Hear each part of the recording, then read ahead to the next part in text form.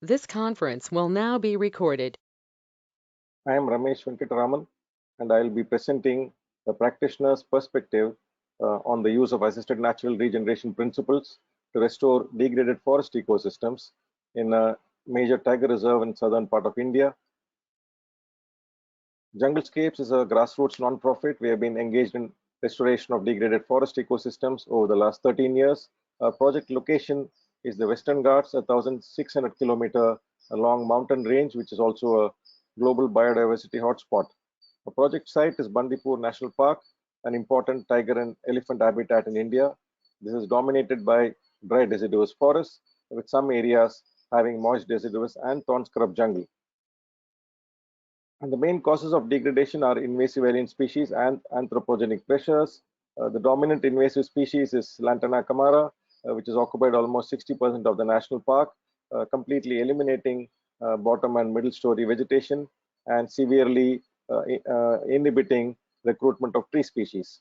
Anthropogenic pressures are mainly in the form of livestock grazing and firewood collection by a large number of local communities. This has led to highly denuded plots with severe soil degradation and high rainwater runoff.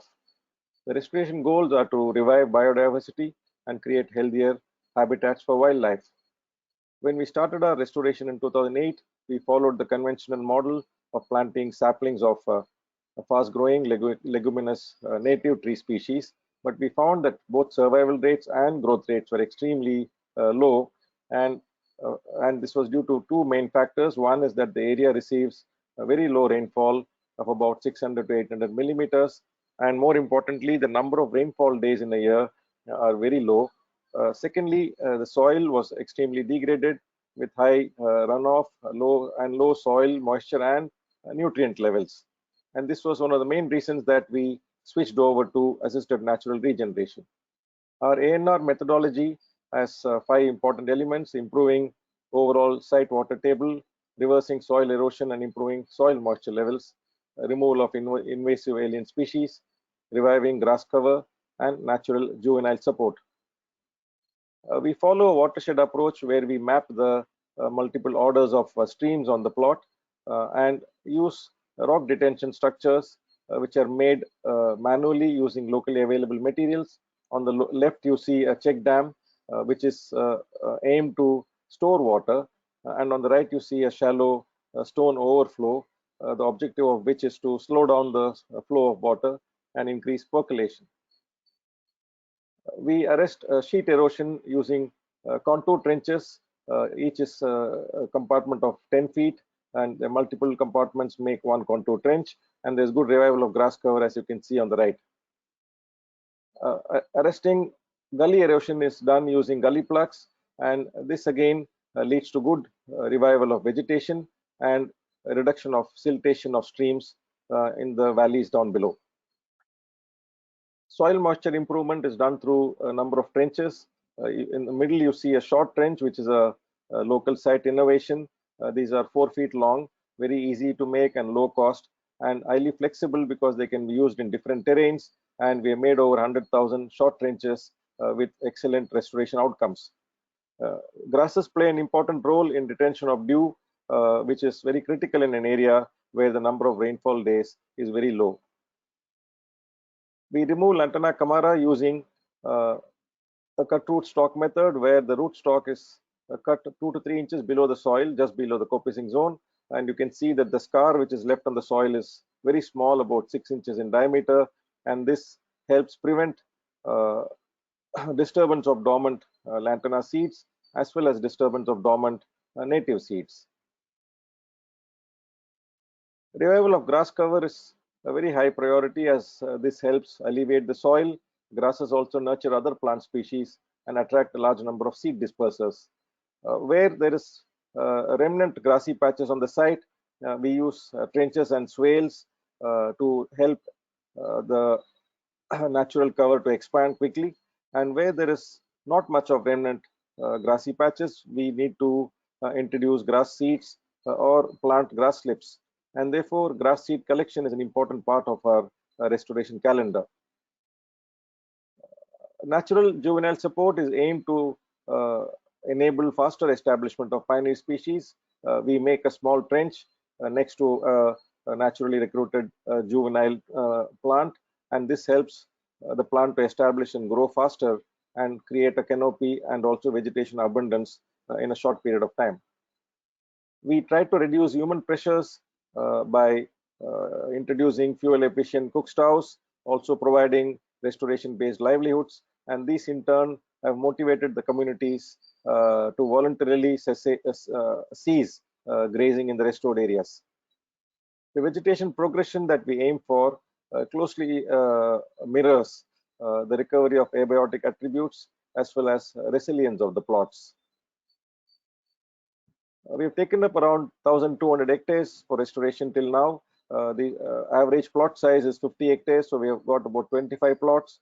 Of these, 60% of these plots have achieved good levels of resilience and self-sustainability.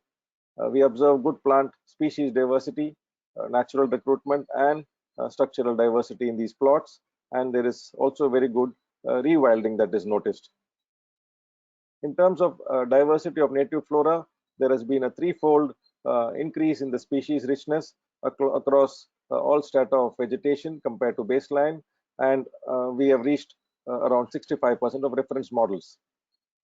Recruitment of native flora has been very high, as you can see from the graph, and this is mirroring published research findings, which say that most restored sites see high regeneration as compared to undisturbed sites, and also as compared to remnant vegetation on the site.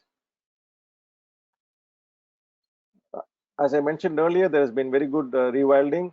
Almost all key mammal species are present on the restored sites, including keystone species like tigers and elephants. And we also have good revival of other taxa like insects, which is a very good proxy indicator of the ecosystem health, as insects are highly sensitive to variations in the habitat health. Here you see some restored woody forest areas with good structural diversity and also good abundance of vegetation. These are some restored grassland areas. Dry deciduous forests do not have large grasslands like savannas, but they have grassy patches in between the trees, and these are some of those grassy patches. In terms of key learnings, the first learning is that ANR helps fully exploit the restoration potential of soil banks of not only seeds but other propagules like root fragments. There is scientific evidence that subsoil seeds in semi-arid and low rainfall regions have very high longevity, and this is corroborated by the high recruitment that is observed in our plots despite long years of degradation. Therefore, ANR provides a low cost and a high potential alternative as compared to introduction of plant material, and importantly, it avoids the risk of introduced plant material suppressing native bank seed bank potential. ANR experience shows that seed migration potential is significantly higher than what has been traditionally estimated. In each of our survey plots, the species recruited far exceeds the remnant adult species, which means that most of these have come into the site through seed migration. We also observe recruitment of species with no adult individuals within a 10 square kilometer radius. The implications of this are that observations are required over longer period of times to understand seed migration potential of any given site, especially in areas with long-range dispersal agents like elephants.